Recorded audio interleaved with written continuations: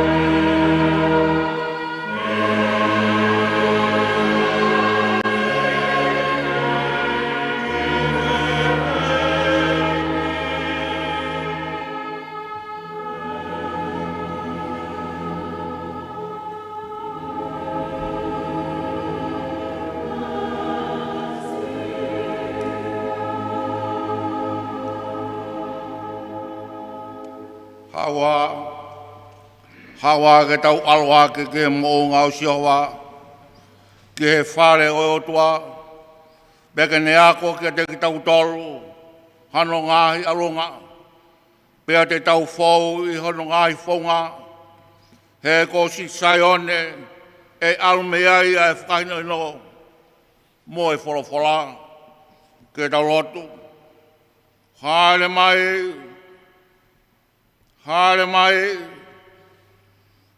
mai si hawa Sapate o whakaua mai ke iai hatupu moa fua I he lotu o ku hake atu I he wafa o tuako te mai o tuako e alo o tuako e laumari e maoni oni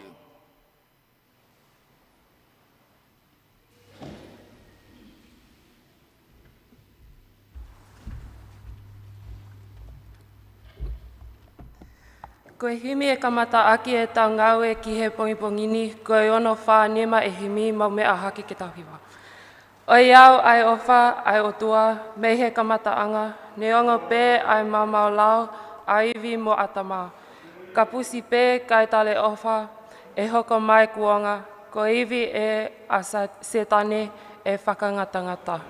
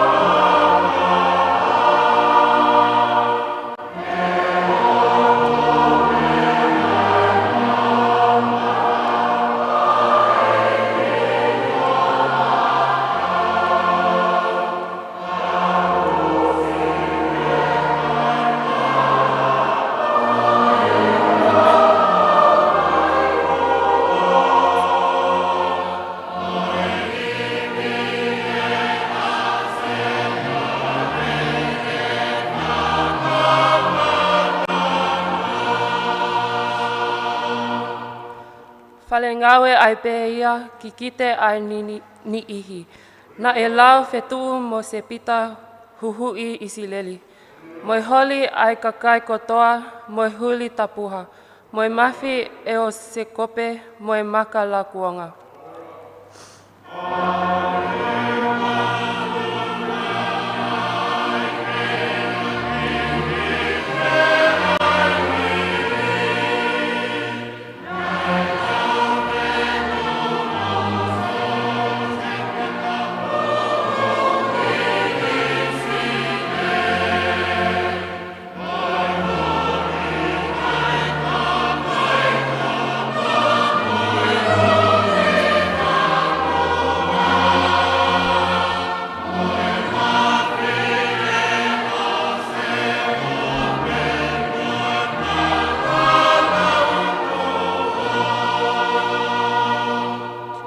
Whakawhetai koe tala ofa, ko sisu kalaisi ia. Koe aho ne alo iai, kua malu ia. Ne osi ai fuupo uli, o e loto tua tamaki. Ne hopo ai laa mooni, o e whakaamanaki.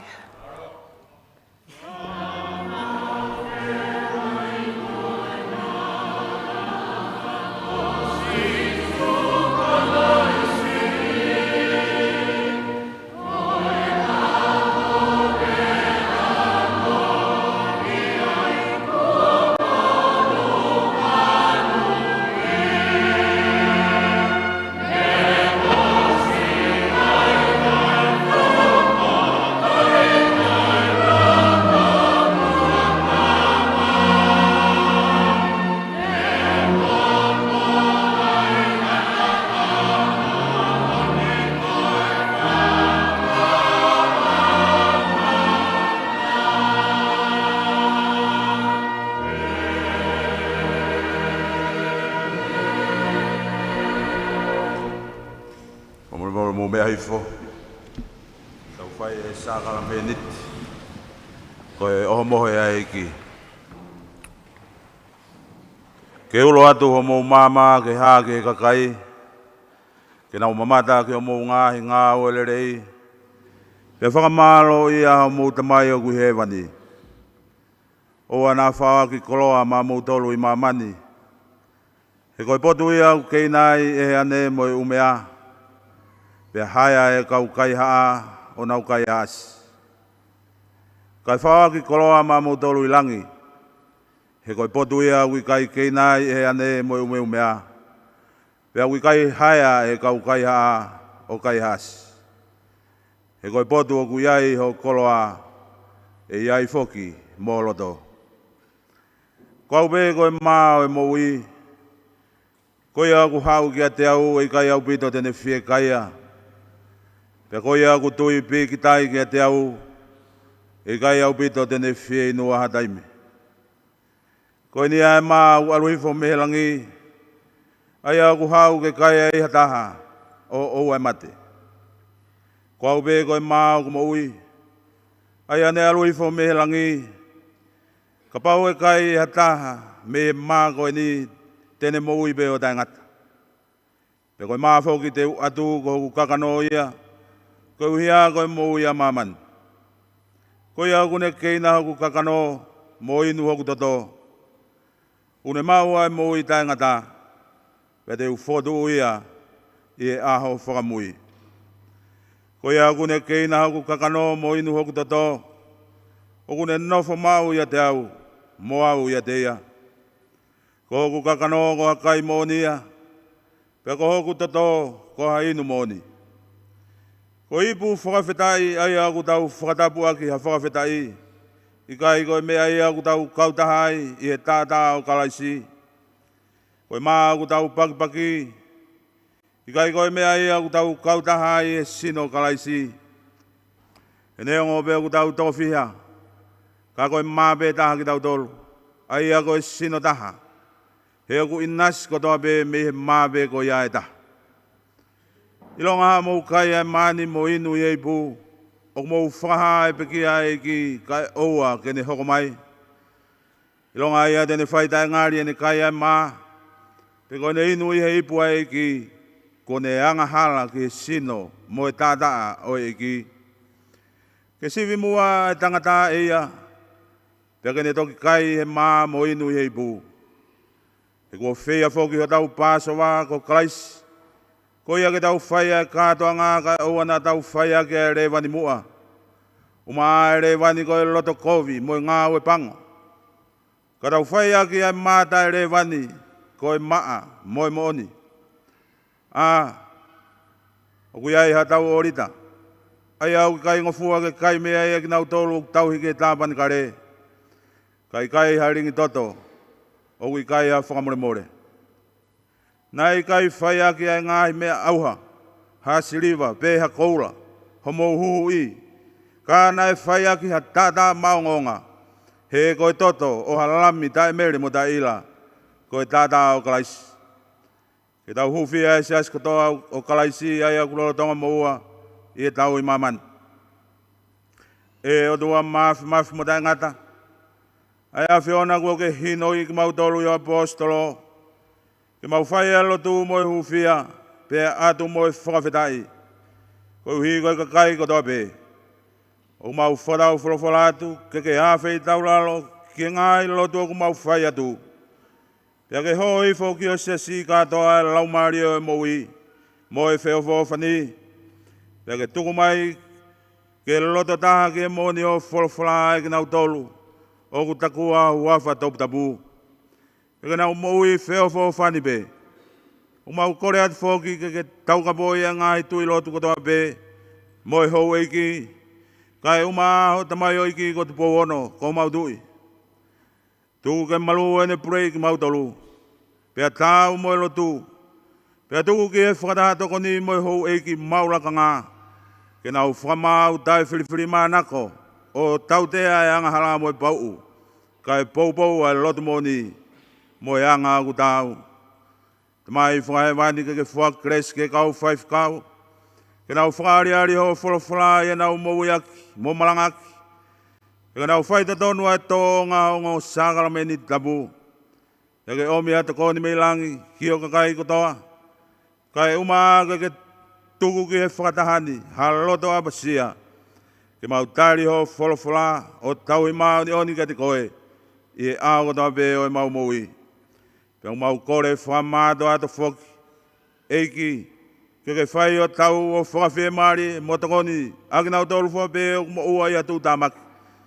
Hama siwa, hama mahi, hama haki.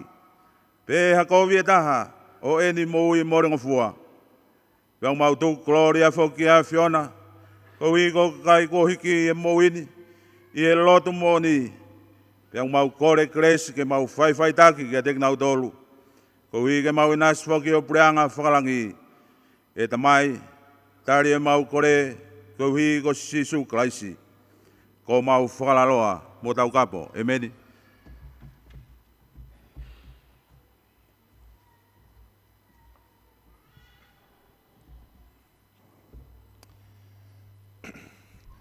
Ko ki mau tolu, o tomala mo oni i ho mau ngahi ang hala.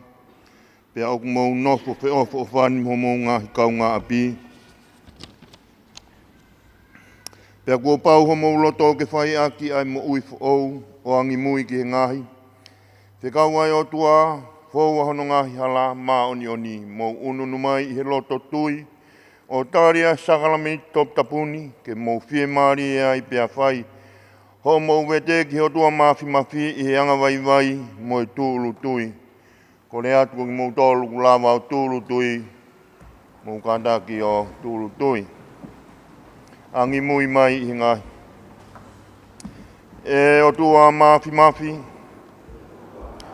Ko ta mai aho mau i ko si sukalaisi. Ko tupu anga o mea kotoa pe. Mo e whakamo ui o kakai kotoa pe. O mau whakamo oni e mau ngahi ang hala. Mo e mau ngahi anga kovi kehe. Ai a ko mau whakamamahi aki ai AFIO. Ko e kovi e mau ngahi mahalo, mo e rea, mo e ngaue, pea mau whakatupo ai hoho au totonu ki a teki mau tolu. Pea aku mau whakatomala whakamato ato. Pea aku mamahi mo oni ho mau loto. Ko e hui ko e mau ngahi whai kovini. Ko e manatu ki ai ko e mea whakamamahi ki a teki mau tolu. Ka ke alo whamai ki a teki mau tolu. Alo whamai ki a teki mau tolu. E tamai fungani alo ofa. Whakamore e mea kotoa pe kua hiri. Ko e uhi ko alo ko sisu kalaisi. Pea tū ke kamata he a honi. E mau whakawhiangai ki he AFIO. I hanga e hoho i ai ho whinangalo. Whalangi ai ho huawha. Ia sisu kalaisi ko mau eiki e meni. Mukataki o mea hake.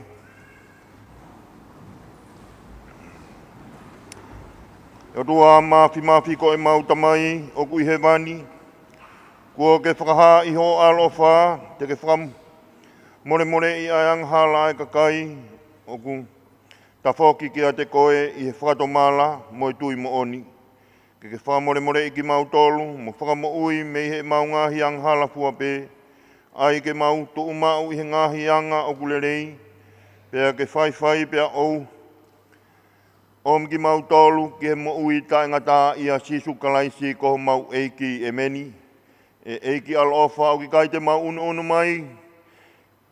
Ki ho keinang angani i ha whalala, ki ha mau maoni oni, ka i ho alo o whaakulahi, o ki kai te mau tau ki mau tolu, ke tāna ki e ngahi, momo i lalo keinang anga, ka o pehe ai pe ai AFIO, ko ulunganga ai pe ai whai mesi, ko ia e gilerei, tū ke pehe e mau kai, ai sino a alo pere ko sisu kalaisi mo inu hono tata ko e uhi ke fulu ke maai ho mau sino ang halani ko ho mau lau maari e ia i ho sino mono tata maong o ngalahi Pea ke mau nofo maua i pe ia te koe, koe ia te ki mau tolu. E o tua mafi koe mau tamai o ki he wani, i ho anga o whangongo fuana ke whaki ho al tope tāko klaisi.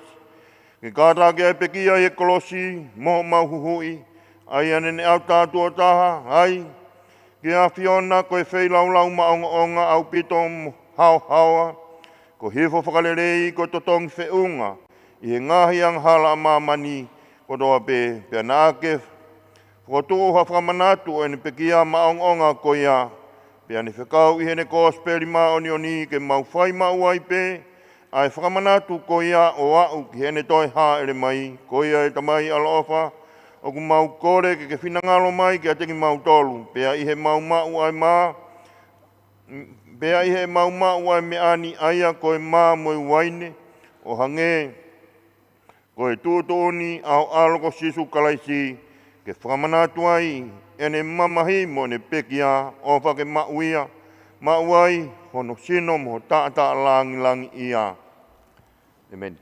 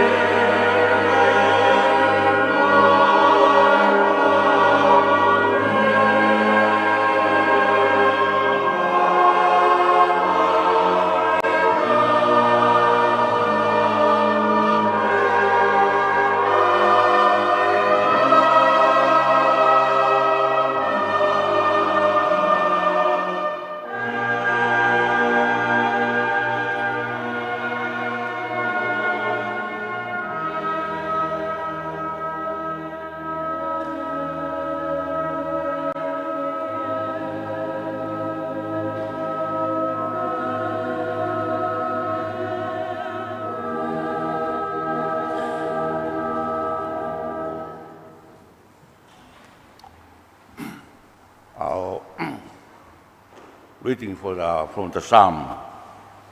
Let us hear from the book of Psalm, the word of the Lord. Psalm 72, verse 1 to 7, and we can move from there to verse 18 to 19. We are going to read it responsibly. Angebe ko mea koia ku tau mahin moia. E Elohimi, whaki ki he tui ho halanga whamau. Iyo, ke alo o motu atui ho whaitotonu.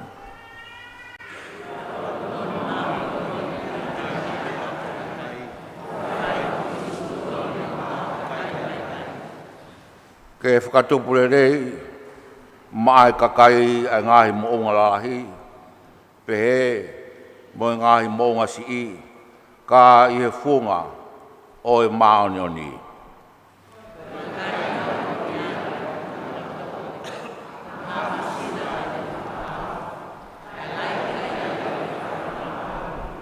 Kanau apasia ke te koe, lo tonga aku tuu ai laa, pea i mata o e mahina o laui tō tangata.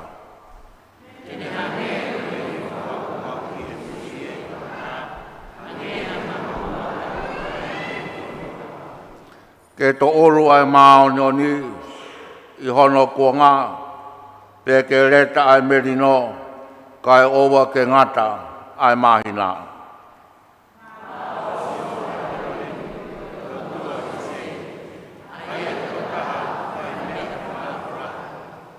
Ke malo ia o tangata hono hua whalanglang ia, pea ke fōu i mamani katoa i o Gloria.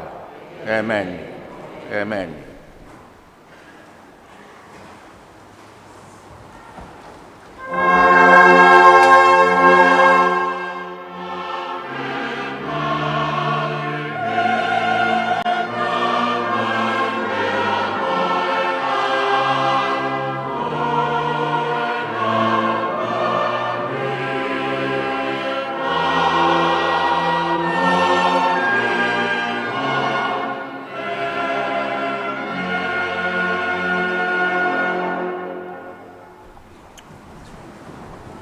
Reading from the Old Testament, taken from the book of Isaiah, chapter 11, verse 1 to 10.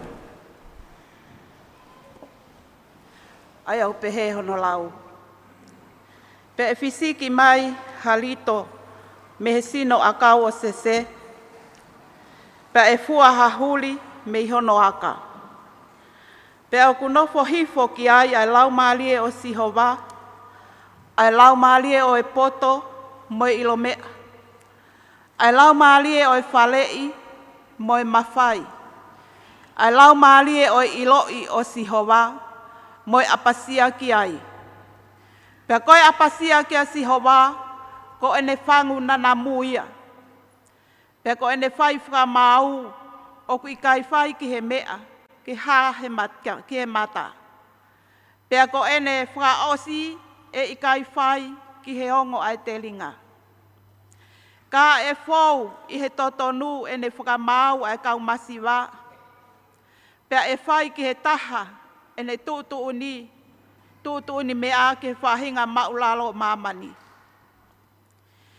Pea tene tā i a mamani aki a e se pita o hono fofonga. Pea tene tā matei ai kauanga hala aki ai manawa o ku alu atu mi hono loto ngutu. Pea koe no o hono konga loto, koe whai totonu. Io, koe no o hono tenga, koe whai mo oni. Pea eno nofo ai ulofi mo lami, pea e tā koto ai le pati mo ki kosi, pea whataha ai kafi, mo lai one mui, mo pulu sino, pea oku whateka ki nau tolu, e ha momo i tamasi. Pea oku kai whataha, ai kau mo pea whewhine, oku whetā kotoi, hona uhiki. Pea oku kai kau i koane, e he lai one hange koe pulu. Pea koe tamasi i kei huhu, tene whakawā i he ngutu lua o e ata. Pea koe tamasi i mawae, tene ala hono ni ma ki tama i mata o e ke lasa.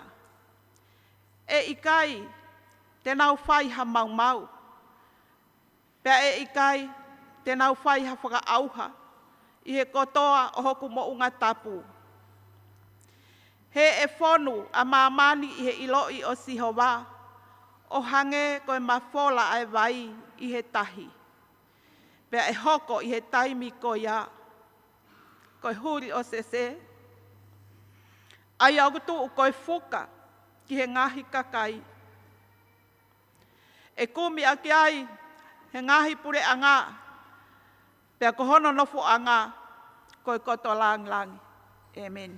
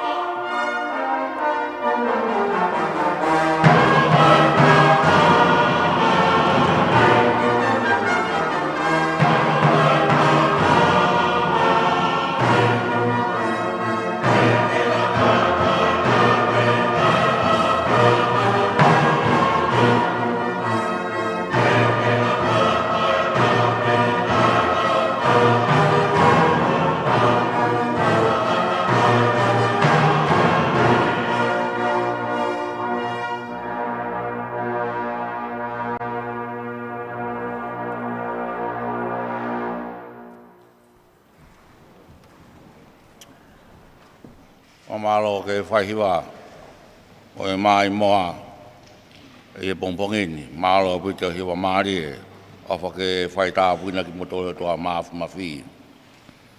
Wholofola ba me e whakawa who'ou our readings from the New Testament taken from the letter of Paul to Rome, chapter 15, verse 4 to 13. He ilonga ha mea na e tohi mua, na e tohi mo tau wako ne kina. Ko hi koe mea i he whakakātaki mo e poupou o kwhai e he wholofola, ke tau maua e amanaki lelei. Pea koeni, koe otua o koe ene AFIO, ai whakakātaki mo e poupou, ofa ke ne atu ke he ufataha ho mauloto i ho mau whiangai, o whai i he funga o yanga a kalaisi su, ko hi ke loto taha, mo ngutu taha ho mau whamalo ia ai otua, ko tamai a tau ei ko sisu kalaisi. Ko ia, mo whi whakakau aki ki mau tolu, o hange foki kua whakakau mai ki mau tolu e kalaisi, ko hi ke ongongo lele ai ai otua. He o kou pehe, kua hoko a kalaisi ko sevaniti o haakamu, ko hi ko mooni ai otua, ke mau lutai ai ngahi palomes na e whai, ke nau ngahi kui. Ka ke whamalo ia e otua e sentaile, ko hi ko ene mesi, o hange ko ia kua tohi, o pehe, ko ia ai te uwhakahiki hiki i koe, i e sentaile, pe au hiwa aki ho huawha. Pe koe potu e taha o pehe, mo fia e sentaile, whakataha, mo hona kakai. Pe koe potu wholofola e taha o pehe, mo tuku kloria ki he eiki, a sentaile kotoa pe. Io ke whakahiki hiki ia e ngahi kakai furipe. Pe he potu wholofola e taha o pehe e aisea. E iai ai huri o sese. Io ko tokotaha ko tuu ke pulei a sentaile. Pe amanaki a sentaile ia te ia. Pe koeni, koe otua o koe ene AFIO ai whaka amanaki. Ofa ke ne whakafonu ki mautolu aki ha fuu fia mo melino. I ho mou tui. Ko hi ke mou tupule kina i amanaki lelei i he ngaue a lau marie maoni oni. Amen. Our gospel reading from this morning is taken from the book of Matthew, chapter 4, verse 1 to 12.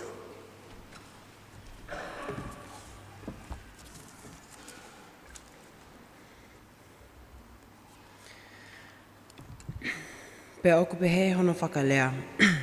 E koonga koe ana e hao a sione baptaiso, o malanga i he toafa o siotea, o ne pehe, mo whakatomala, he kuofi ai puleanga o Langi. Hokoeni ia na elea ki ai palofita koe aisea, o pehe, koe leo hatokotaha. Oku kalanga he toafa mo isu teuteu ai haele anga o Sihova, whakatontonu hono ngahi hala. Pea koe kofu o sione koe ana e ngauhi me he fulufulu i kameli. Pea whakamau leta i hono konga loto. Pe koene me akai koe he mo honi o vau. Pea na e toki alu atu ki ate ia a Jerusalema mo siutea kotoa pe. Pea mo feitu kotoa pe o siotani. Pea na e baptaiso ia te ia i he vaitafe ko siotani, he vete e nau ngahi angahala. Pea i he ene wakai ki he toko lahi o i kau whalesi mo i satusi, o ku nau hau ki he baptaiso. Na ene pehe ki ate ki nau tolu, ai hako i ngata whekai, ko hai ne whale i ki mo tolu, ke hola mei he hauhau o ku tuunuku mai, ka pau ko ia, pea mo fua o tau mo hawhakatomala. Pea oa te mo hanga o fuataki i ho mo loto o pehe ko e palahame a e mau tamai. He oku o tala atu o ku mawhai e o tua ke whakotuu mei he ngahi makani ha whanau kia e palahame. Pea oku lolotonga tuuni ai toki i he te whito o ngahi akau. Koia i longa ha akau o kui kai fualelei. O o kuta o laku ki awhi. Ko au o kua baptaiso vai ki motolu ki he whakatomala. Ka koia o ku muimui mai o ku ne malohi a te ia ko e tokotaha ia o kui kai teo tau ke takitaki hono topu wae e baptaiso ki motolu e ia i he lau maalia ma oni oni mo awhi. Ko e tokotaha ia o kui hono nima ai pe tēne tapili ke osia ene au aunga, pea tēne tanaki ene ngahi fo'i, wite ki he wheleoko. Ka tēne tutu ai kafu aki ai awhi o kui kai matamatei. Amen.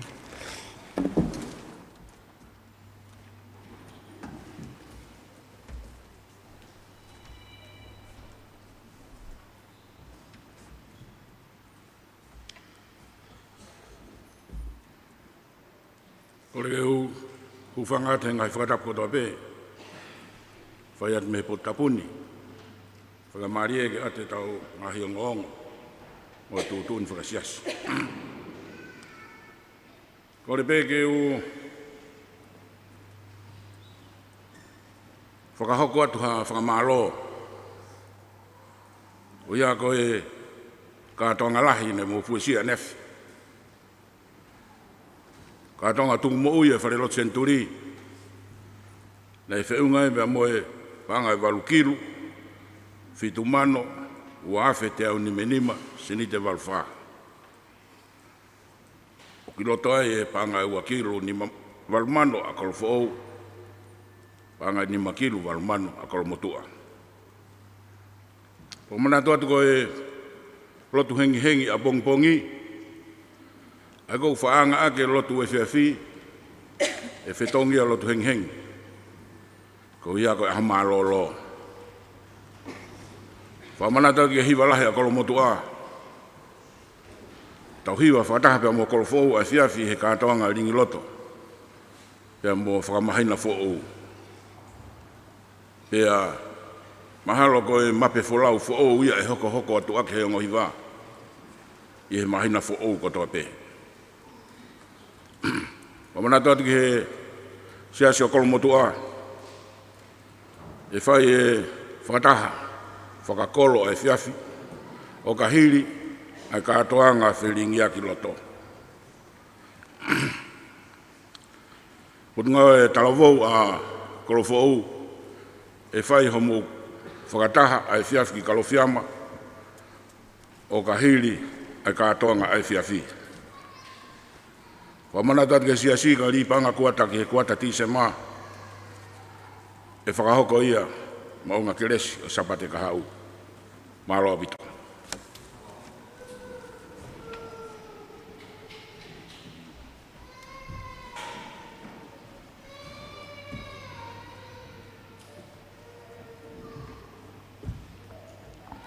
Ko e ua himi, nima ngea whangafuru mataha himi, nima whātaha.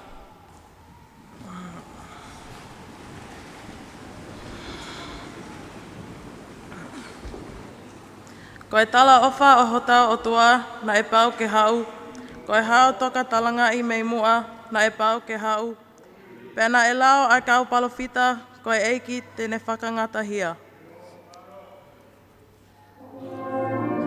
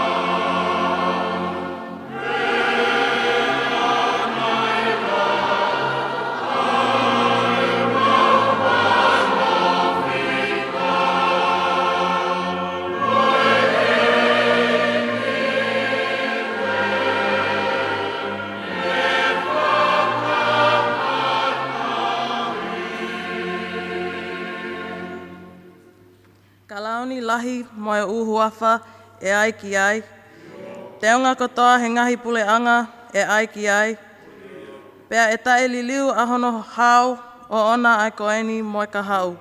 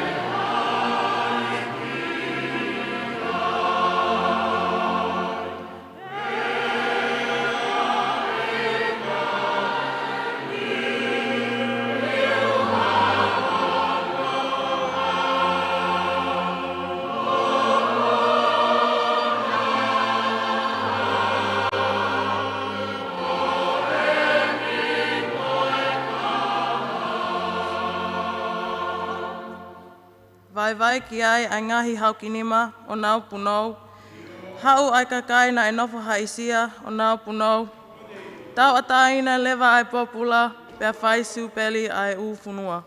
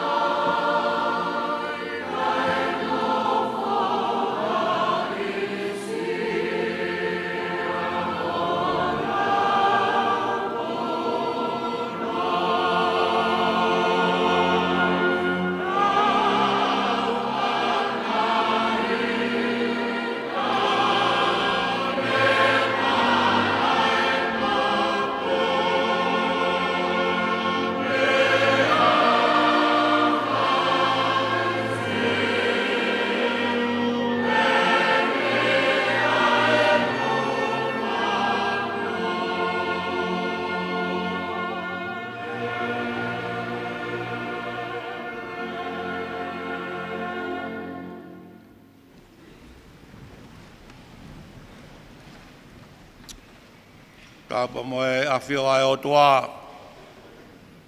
Koe o tua lahi ko tui whalewlewa e universe koeni. Tapa ki hono AFIO anga.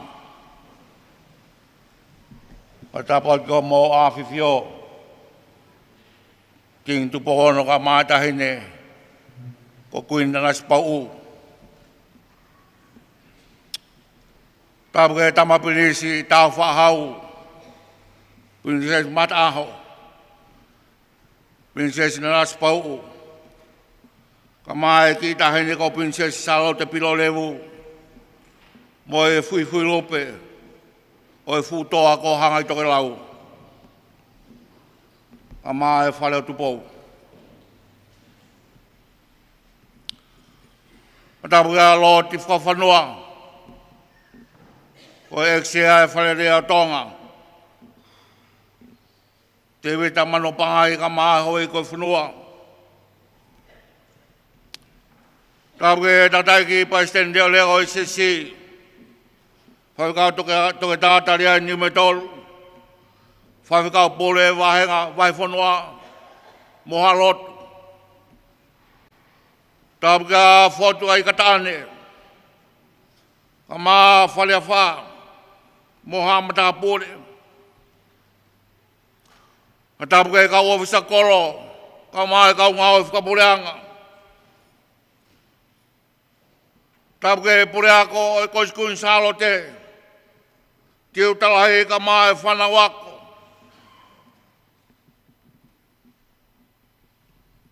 Tapu ke kau mamahi lotu, moeako. O tau i he pangaio tua i he pongpongini. We are having two visitors here this morning. We have Reverend Thomas Tamarke and his good wife from Fiji, Akanesi. They are here to be with Tongan families and friends. He was a former teacher at SIAOSI Theological College. Welcome, Tomasi. And also we have our very special guest this morning, the Talan netball team, the national netball team of Tonga, as known as Talan. We are deeply honored to the manager and the team who are with us this morning. We are indeed very honored to welcome you on behalf of the acting president of the church and the superintendent minister for Tonga Tapu district.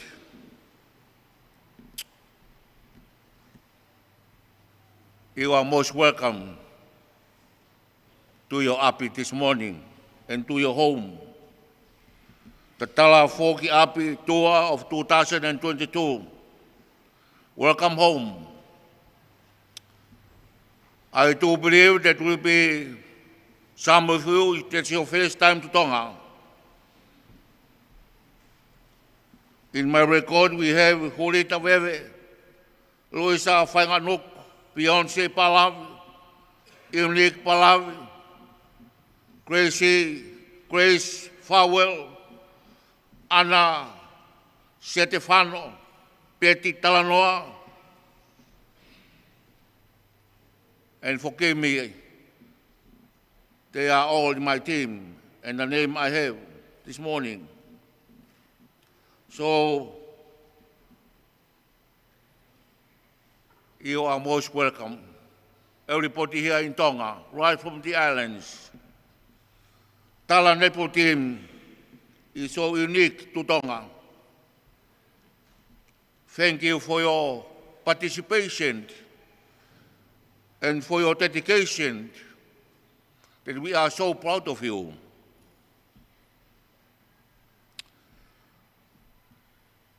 I know for sure that you are going to move forward for the Netball World Cup tournament in South Africa next year.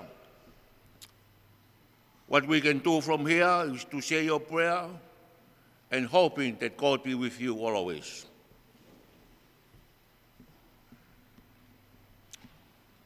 Tuma ke whakatahe ai tangata I koeni. Whai whatongi ai potunga hako ai sesi. Ke whakaongo atu. Pea mo whakailonga ia kakato e tau ako. Uanoa woa. Ake hatau wako naki pe me whola. Whamalo ke katoa ngā misnare. Nā kakato neaf. Ko ngā lahe katoa ngā ko ia. Mau me au whae kau ngā au e potu ngā au e ako. Whiunga mo e toko nima ngā au whangu whiungu fulu mā wha.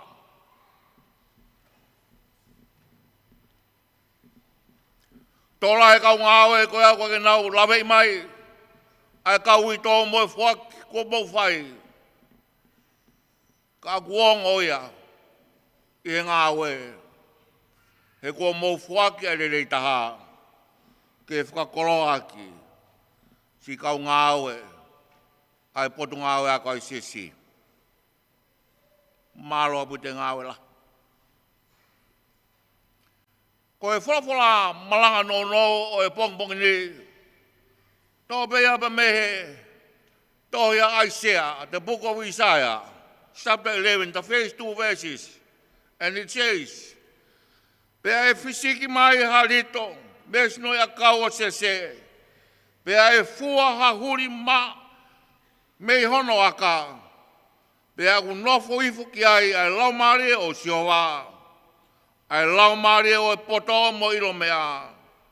Ai lau maare o e mawhai, o e whare I mo e mawhai. Ai lau maare o ilo I o siowa. Mo e apasia ki ai. Isaiah chapter 11, the first 2 verses.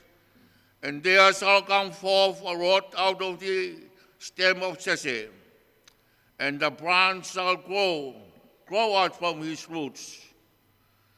And the Spirit of the Lord shall rest upon him, the Spirit of wisdom and understanding, the Spirit of counsel and mighty, the Spirit of knowledge and the fear of the Lord.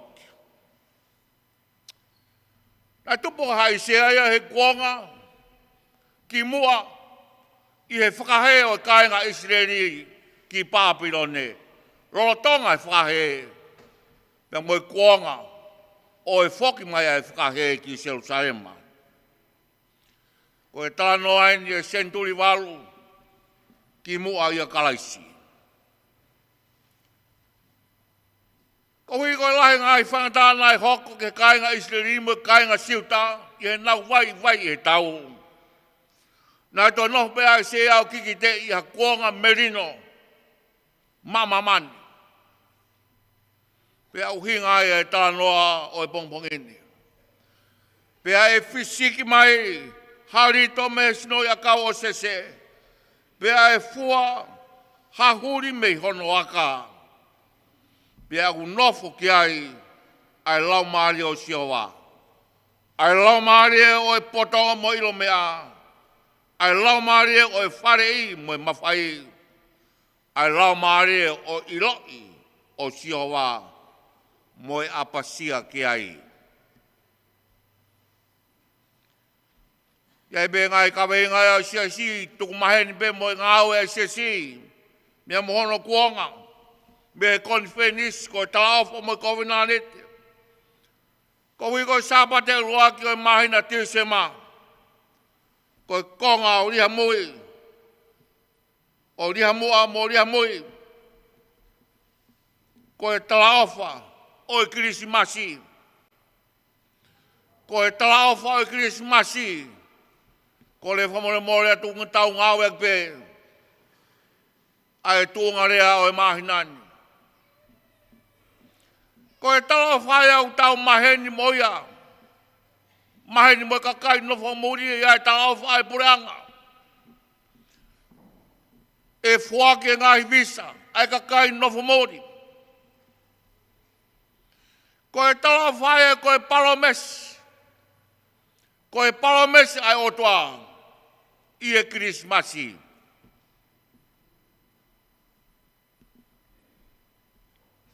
The theme is the promise of God in Christmas. Himi kona tauto ki sāme ake, ni mga au whango furu mataha, ko e tala au whao tau atu ana e pau ke ha, ko e hau toka talangai me mu ana e pau ke ha. Pēnai lau e kau palo whita ko e eiki, tene whangatahia. Himi ono au whango furu mani maa, o iau ai ofa ai otua me kamatanga.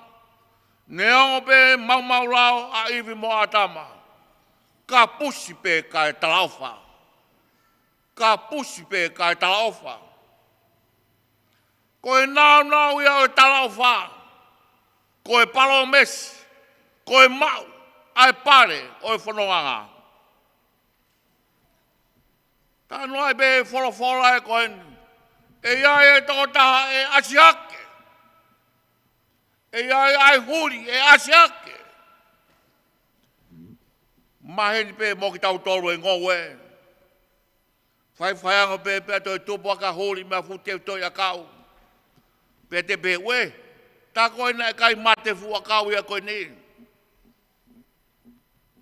Ka iai pe tae mea ku asiake. Ha huri me fute toi a kau koe ia.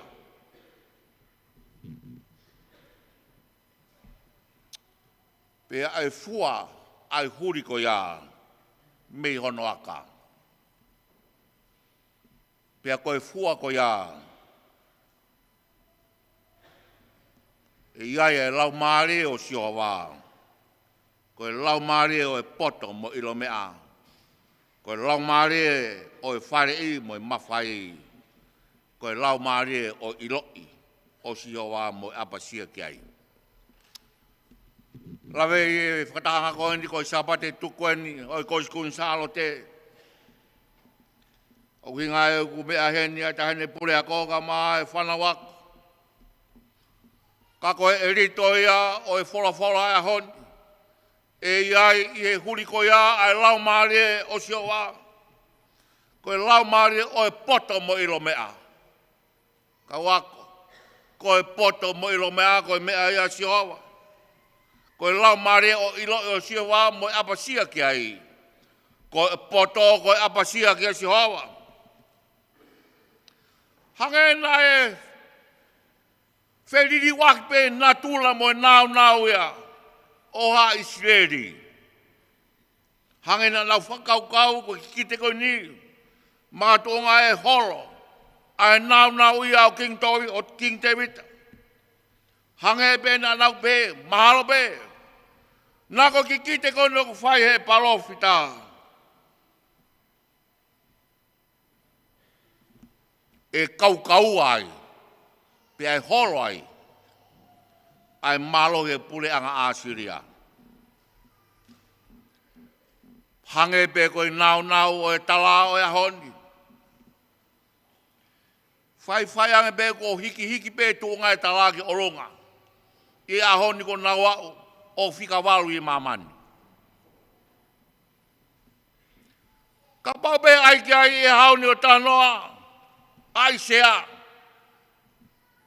E fisiki a ka huri.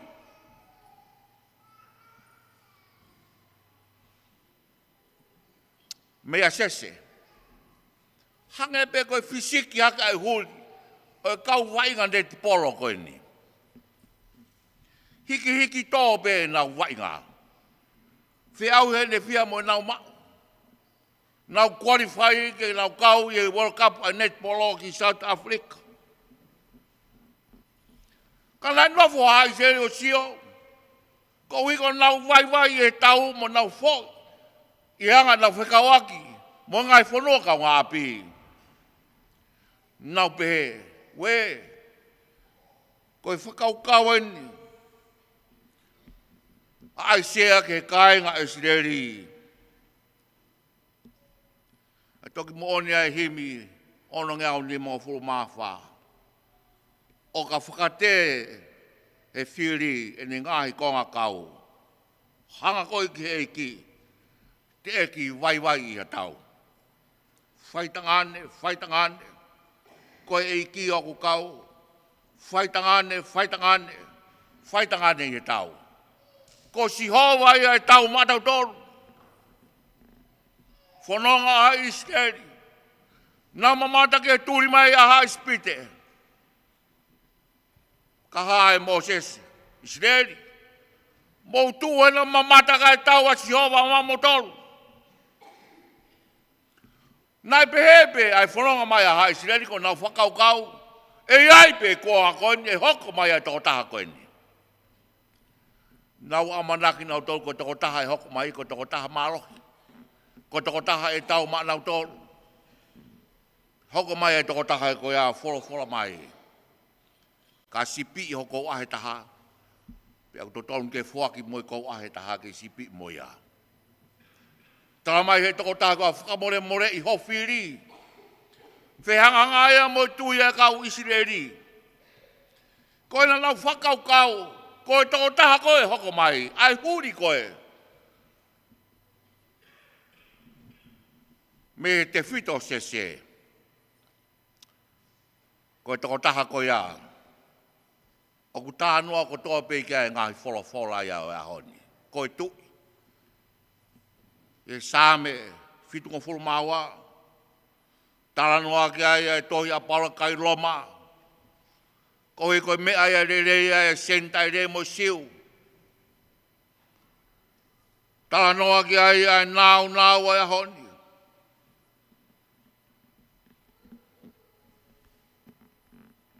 Pe ai sea. Ko e huri ko ia. Ai au tu ko e whuka. Ke ngahi kakai. E kumi ki ai e ngahi pureanga. Pea ko hono nofu anga. koe koto langi.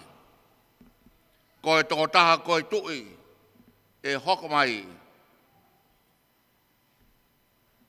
Pea mei he te whito sese.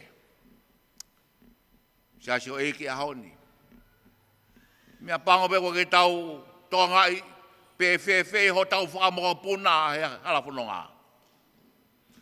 Ka koe tala ofa e o toa i he Krismasi. Mea e kupau.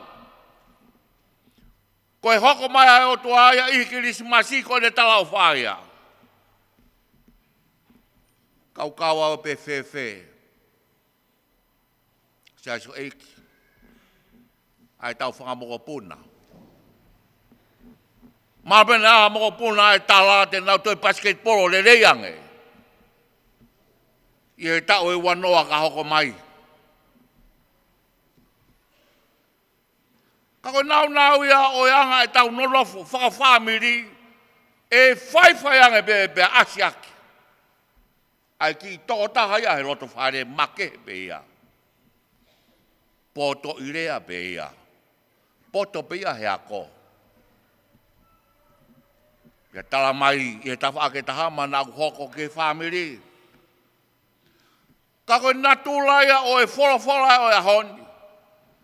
Koe tala he wholofola ai nau o e otua.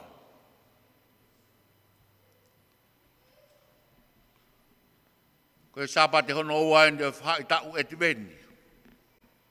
This is the second Sunday of Advent. Pe ko Advent ni hak me fo lea whakalatina e ua. Ko mo e veni. Pe ko no uinga ko e hau ki ai. Come to.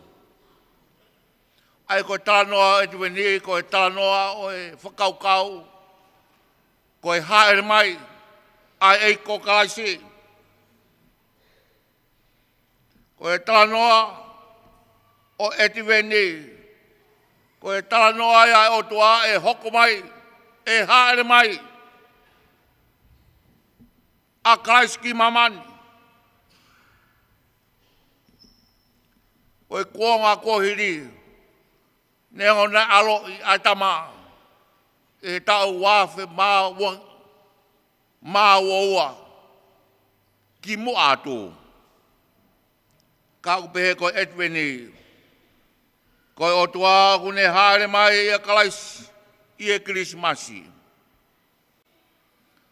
God did come in Christ at the Christmas. Ko kuonga lolotonga ko tala ofa o tua i e Krismasi.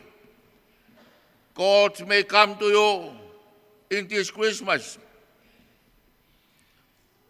E whaingo fua be ke ngai tō ngā be fefe. E hoko mai whakatūpake. Ka kua pau ke hoko mai. Ai alo. Koe koloa mai whainga o tangata. Himi tonga au whingo fulmaua. I hoko ai ko ngā whakaha e tāniela. Nai aloi mai a se so i he tui o siutea. Ani maki mea ke nā nau whakailoia. Ko e tala ofa ia o tua i e Krismas. Ni mangi haupa mo e whinungu fulmaua himi. Hiwa pei langi e kawangelo. Pāma wawa mo mamanie. Whakahiki he monue ne toa. Ki e Univers Furipe. Nā e tala ia sea ia. Ai hono uhuafa. Sia so eiki. Ko e tala ofa ia ho tau o toa. I e Krismasi. I e kuonga o helota ko e tui o siutea. Ne aloi mai. Ai tama. Ne kikete ai sea. Ko e nau ia o e honi. Toki whakato mai he vesi tuku. O ono ngea o whanga fulmani maa. Whakawhetai ko e tala whako sisu kaisia. Ko e aho ne alo iai kua molu malu ia. Ne osia ia e fu pouri. O loto tua tamaki.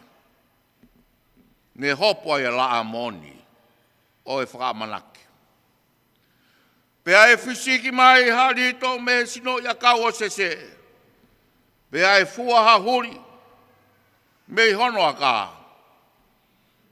Pea aku nofo ifo ki aia lau maari o siwa. Ai lau maari o poto mo ilo mea. Ai lau maari o e whare i mo e mawhai. Ai lau maari o ilo o siwa. Mo e apasia ki ai. Amen. Koe ke tau mea beilalo ke tau hiwahi mi whangau, whango fulu mawha. Vesi ULUAKI. Kahiria pa teu mai. Ai tantai ki pai stende leo e siasi ka mai kau 5 kau. O katako toko ni mai. Ke sakamiti o mohe ai ki mai na fo. Hi mi whangau, whango fulu mawha. Ko e mau tau eni o ku alo atu. He whanua le rei ke tau i peke ma. Ka mo womie. O roi ke tau. Ko e tau ke mau. He whanua. Ko e tau e.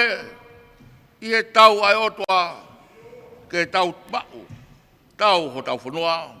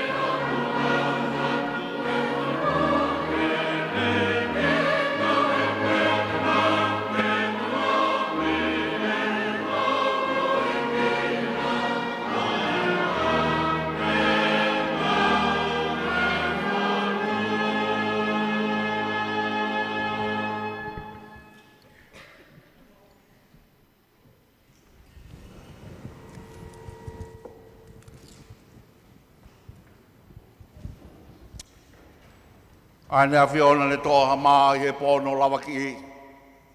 Pia hei ne whawhitai ana ne paki ne atu ne kawako ne mea. Ko aku sinoeni. Mou whai pehe ko e whamaratu kia te au.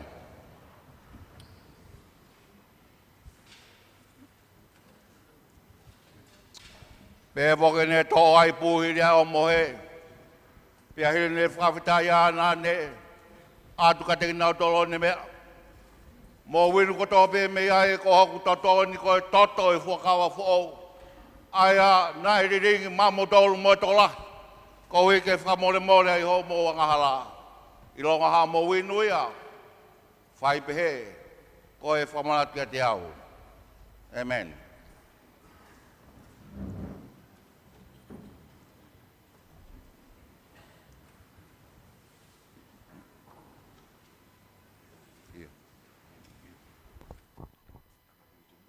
Hoko toni tamini ki e oa koe e ae.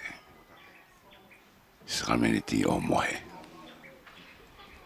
Ka whataha e tata malanga. Pe poki ki e presendere o moki nau tolu kotoa pe kawa tuak pe mo fe kau puri ko ia o e vai fonua o nau toko ni ke no whahoko ko ia o e wau o e ahoni. Tola hawe te kau whai whakau koku nau iai. I heni i he wau koni.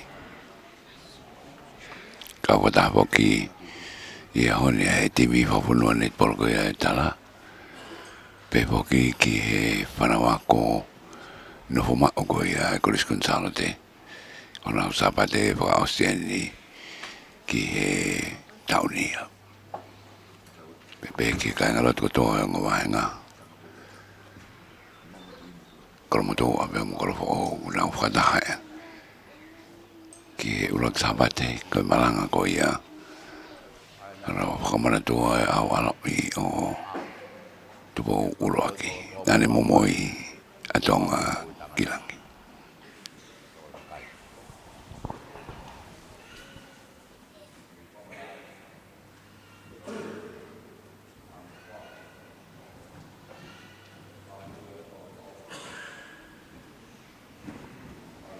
Kue whatawang e ku waulere atu ai Fomapolan. Kita ka wataha i Falelotu Senituli ai lotu ni kualofa. Ai ka hoki ai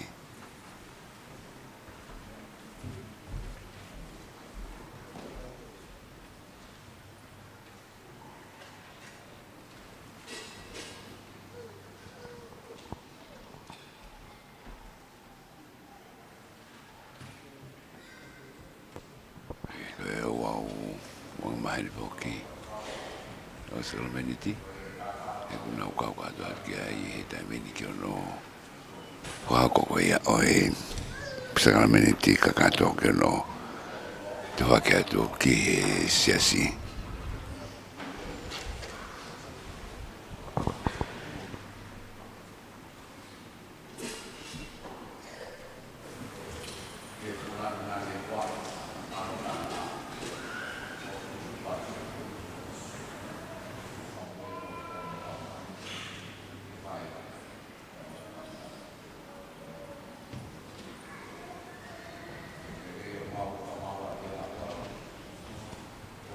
Di poki ko whakako whangamahel bei e Sapate ULUAKI tobe. Inga hei apsesi o whakako ai Sakamanatua koni. Peka wahenga ni kolmotua mo kolofo o.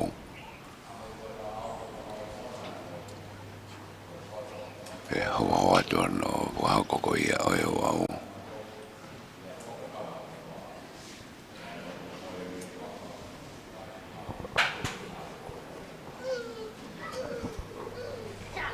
Tolai au beto ai Ouau ko ia oe ahoni. Ka me kau whara mai muri. Nau kau mai ki Ouau ko ri e ko ia e malanga ka wai e whai ako. Malalo me he korisi se tau tai uri lawa mai me fis. Bebe poki e kau whara ko ia me re te o mo televisione pasuka. Mei Brisbane yung mau kau pada hatu. Ibu aku boleh program kau ni.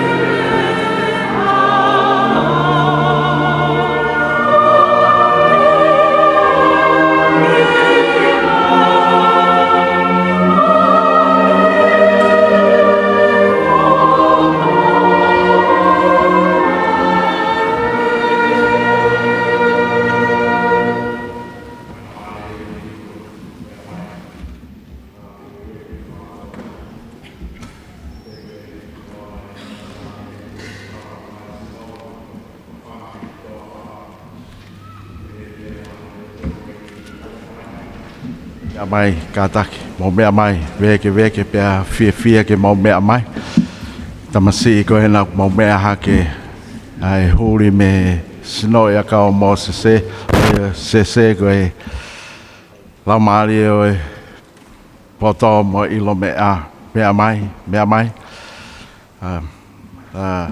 tala team we invited the coach mea mai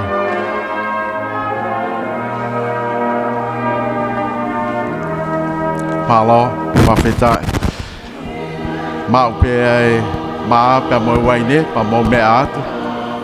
Alo, pa maa whana, whawhia, koe te uia, koe te ulaha. Koe, mea kai mo ni aena, koe inu mo ni aena. Koe te peke tainga O kau to hoki pe mo e timi ko ia e tala. Te peke tau whio mo tau. I kau ki he ua ko ia o e sakaminiti o moe.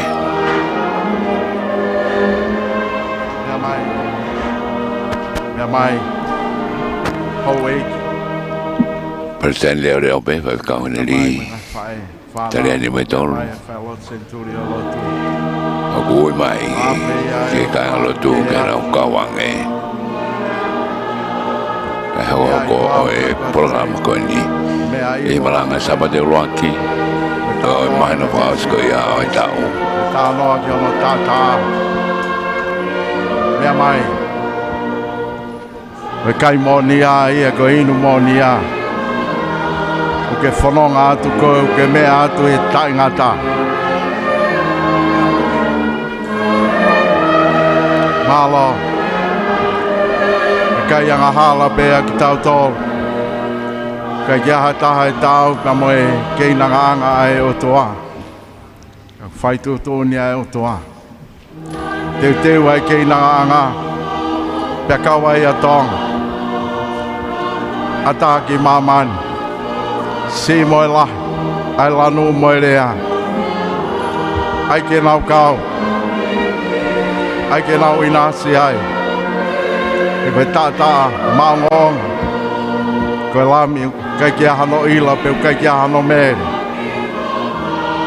Ai ke nau inasi. E nau inasi he mo'i.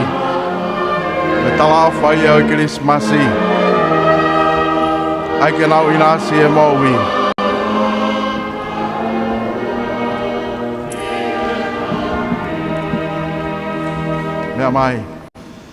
Mea mai moe. Loto hanga maari. Loto fia. Loto whawhetai. Loto whamalo. Mea mai. Mea i koa koe mana ene o ke hea. Hai koa ku tau ke keinanga whakataha pa moe o toa. Whai whatongia pe presideni ako. Mautolu. Mātua moe. Kini mātua whai whikau. Me tau mawhai ni ai o toa. Me keinanga angai ni ai o toa.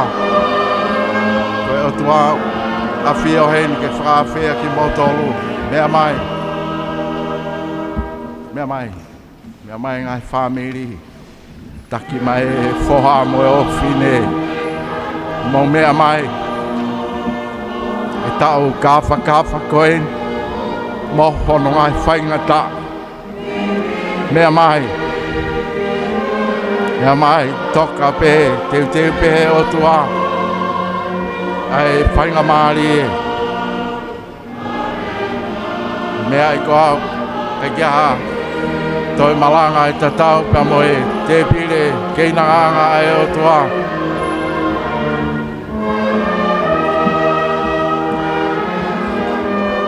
Mea i koa, koe manu ia ia. Manu ia aia, whawhea ke tāne ai lami. Mea mai, whiwhia, whawhetai.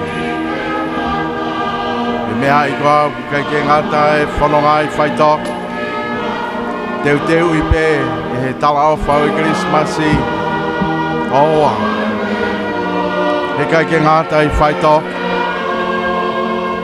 E kai, E laka atu I whaito. E nau wheo he nau tol mo honau o tua. E nau I he fia tai ngata.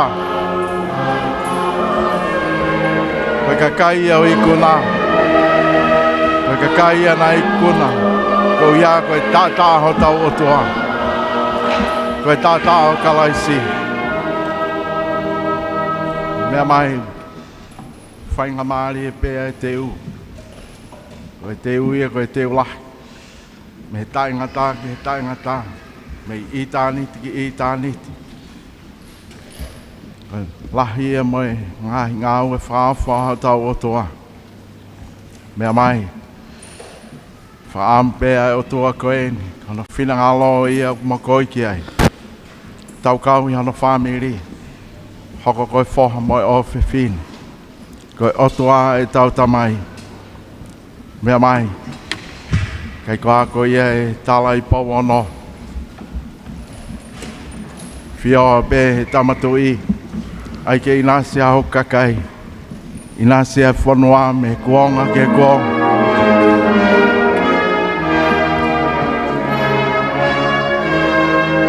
Inasi a e hatu I. Inasi a hou eiki. Inasi a tong. E mea awha e o tua. Mea mai.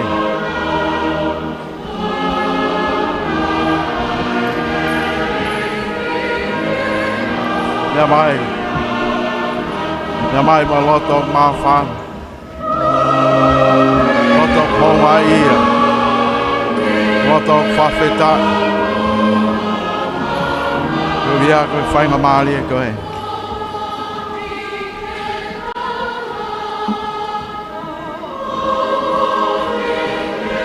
Mea mai. Mea mai koe te uia koe te ua kula.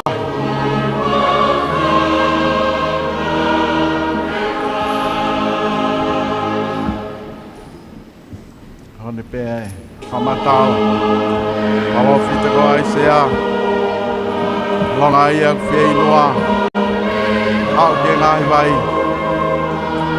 Longa ia ka ia hane paanga. Hau pe. Tai ha paanga, tai ha totong. Longa ia whia ia ne koloa. Ka ko fo ia.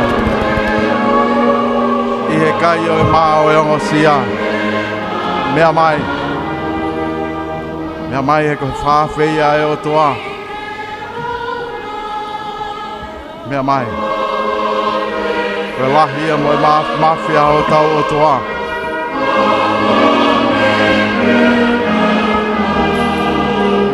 E o toa. E o toa me teu e te pire koe ni.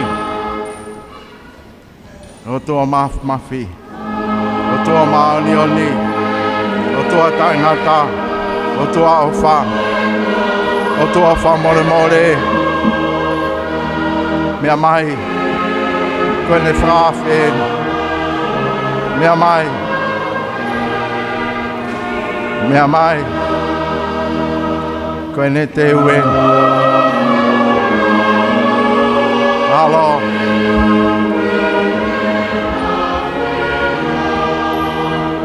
Pea mai pe koe ke whinangalo e o tua koe. Whaampe e ke inasi e lelei taha. Koe lelei taha pe koe o tua. Lelei taha ono api. Lelei taha ono whamiri. Lelei taha e ne kātoanga. Mea mai. Mea mai, whanau atu ki he tānoa e hiki mawawa. Koe tānoa e ki he aloi, o he tamasika sisu, e tau wanoa ua ko hiri. Ke mea i koha, pehe pe, ai fia ai o toa. E whoki mai ai angahala. Pehe pe ai fia ai o toa. Ia whakatomala fo ianga hala e taha. Mō mai.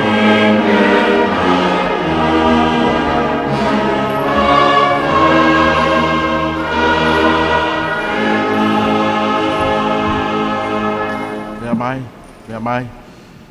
Ke teu ia kula.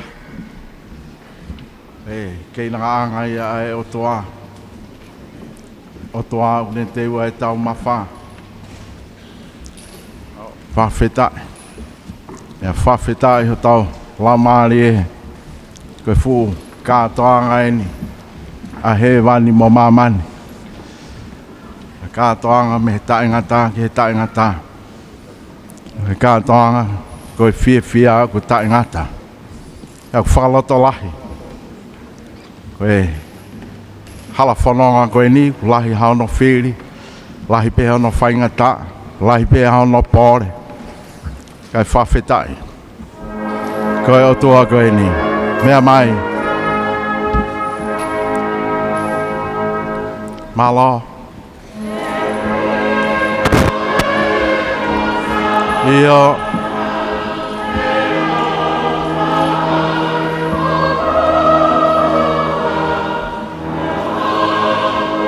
Iyo. Mea mai.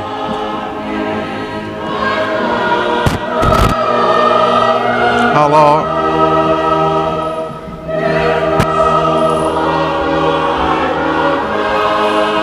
Mea mai.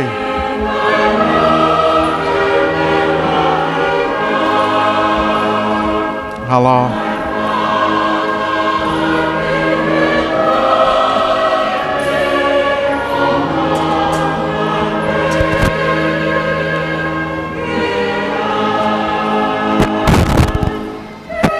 Hello, mea mai.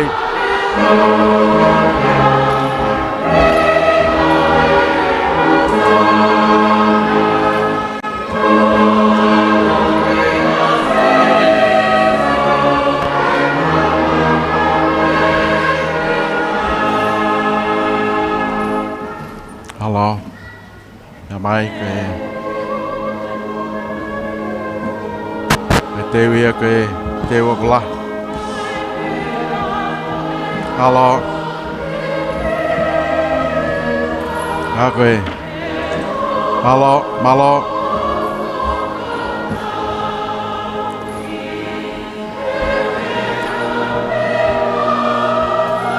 Malo. Hivain. Malo.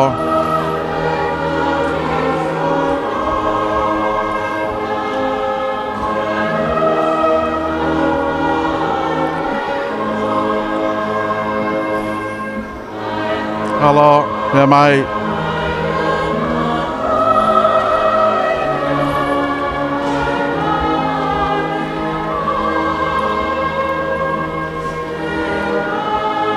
Hello.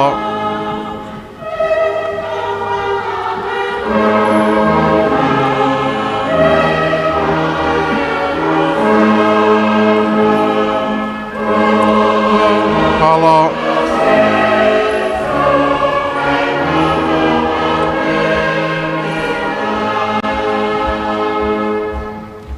Malo, mea mai. Mea mai kei lahi pēa e teu. Mea mai. Mai moa e hiwa. Halo.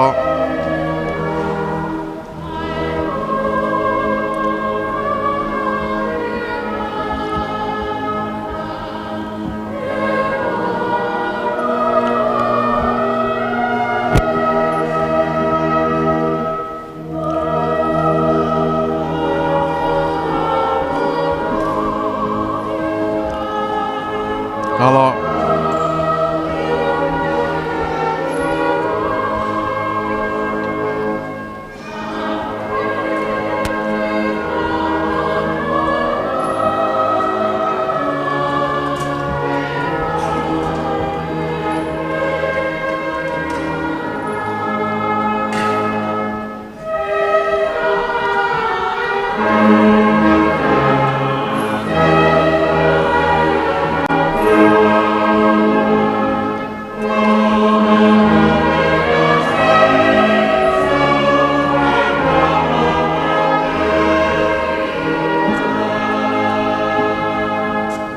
Alo.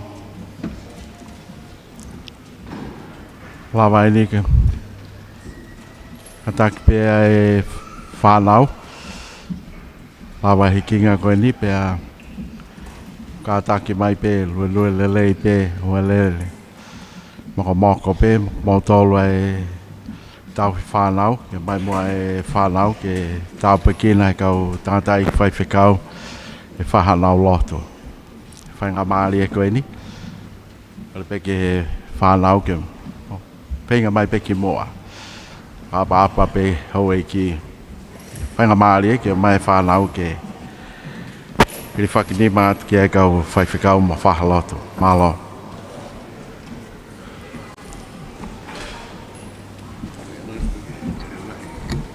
Ia, malo.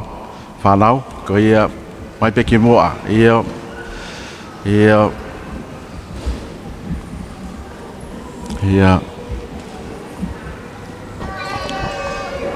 Tai meni ke whanau lau tohi. Ko le peke kau. Ko to pe whanau. Whai whekau. Sai one he hoani ke kawatu. Whakini maati e tamaiki. Tāpakina ki nau tō.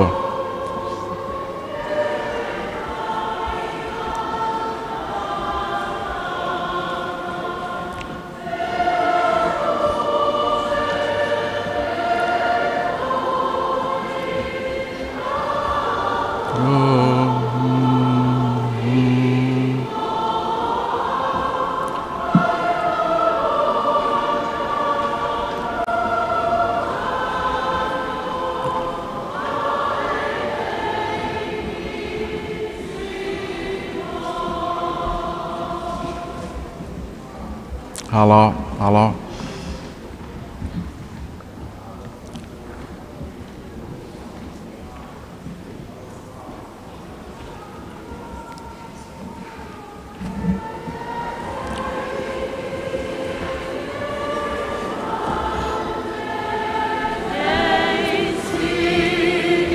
Con đọc kỳ hạp bay này. Kỳ phua bay đây.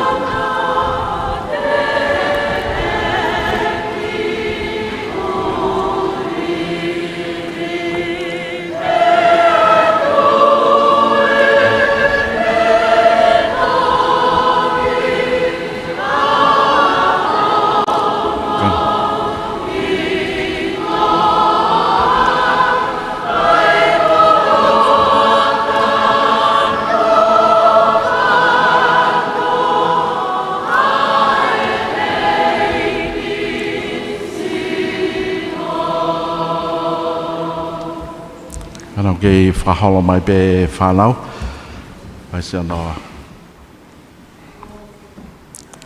cái tàu lót cái màu pha phi tai pe te pha phi ta màu la mali ta hay mẹ na cái chụp ta ma kia ai nó tao phi ai pha nấu singa cái ngày mẹ anh yêu cô cái fufu ye coi mẹ poto mà ilo cái ta là cái màu pha nấu tau whahau manmatao ngoen Falelotu. O ki tamasi ma ki tahini koto pe o Falelotu Senituli o lotu.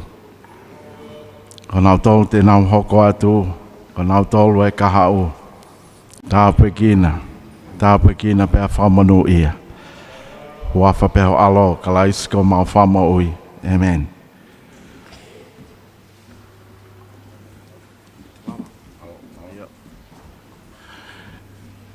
Tau himi tuku whaange au mātaha himi mo mea ke tau hiwa. Whanoa taha.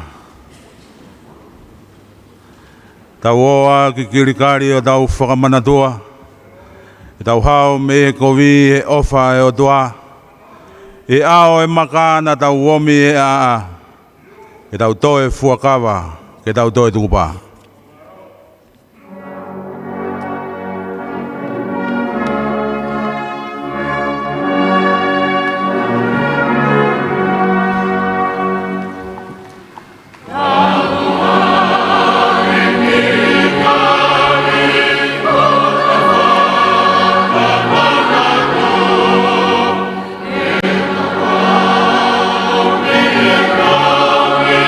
Yeah.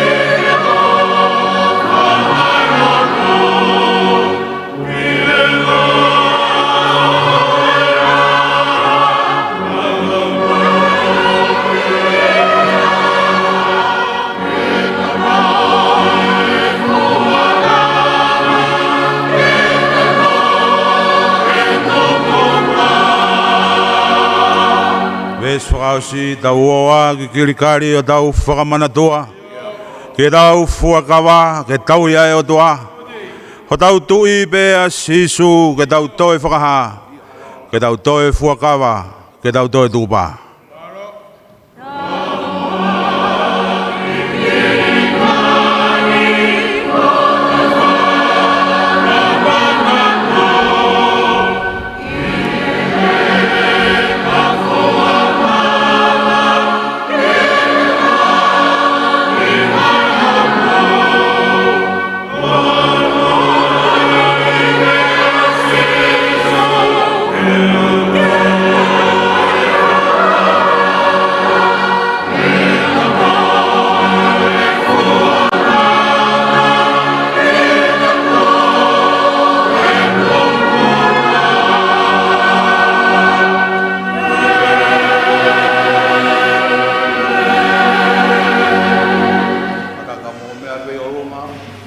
Taulau whata ai Gloria. Gloria ke o toa e langi tau potu. Pea koe merino ki mamani. Koe hoi fua ki kai. E koe tui o he wani. Koe tamai maf. O mau whakamalo. O mau huat. O mau whakahiki. O mau whai whawhitai ki AFIO. Ko hi koe ope ho langi.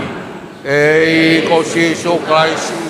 Ko alo tau peta ni whakatupu, ai eki o tua, ai lami ai o tua, ai alo o tamai, ai AFIO ku ke awe ala mamani, alo whamai ka te mautoro, a koe o ku ke awe ala mamani, alo whamai, a koe o ku ke awe ala mamani, tari e maulotu, a koe o ku ke nofo me to matau o tamai, alo mai he ko koe pe ai maoni ko koe pe ai eki ko koe pe klaisi ta mo la mare maoni o ko ke AFIO tau pe puatu e Gloria o toa ko tamai amen ko nonga o toa ai mama ho tata o tamai ko tope o fa ke ne malu i ho mo loto mo mo ai fa kau ya klaisi su Peke hoka to ta pua ka o tua mafi. Ai tamai mo alo mo la mare maoni oni.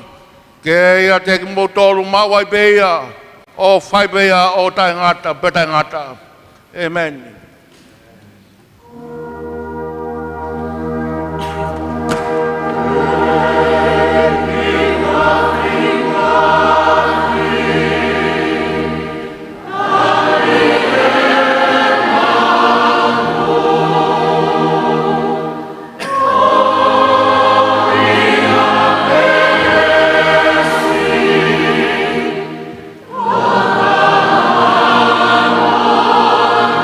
Oh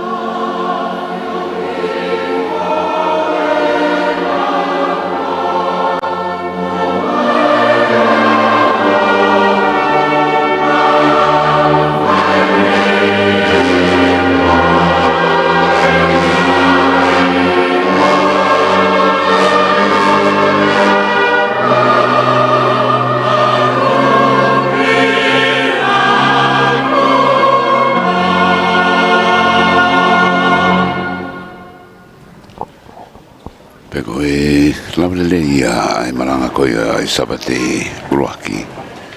O mana pa o si o wano Ouau ko TISEMA mi Fakamanatua Senituli ko malanga Fakamanatua ki alo I o TUPOU ULUAKI na ni Tonga ki Langi. Tala malanga ya honi ko presidente ako o sena tata na Tonga fa kau to te vita par fau pe to kon foki ai fanau me timnet TUPONUA Tonga ai tala pe foki kon fa ko ia o wa usran minute o mohe na takia presidente le o fa kau hanelitaria I ni metolu pe to kon ke me fa kau e wahanga fa kau puri ko ia wahanga to tapu mongna tolo ko fa kau yo no fa ko e ahoni na tak be mai mapa ai va fa mare soni me o hui va ko ia o ahoni ka mai ko ke tim tala tim net por va fono ko ia Tonga ke malanga ko ia pompongini pe ke fanawa ko me ko riskun salte ko na Sapate ko auseni I he tau kama pokia e be mo e ka fula me le jo me televisione basica me Brisbane con Slani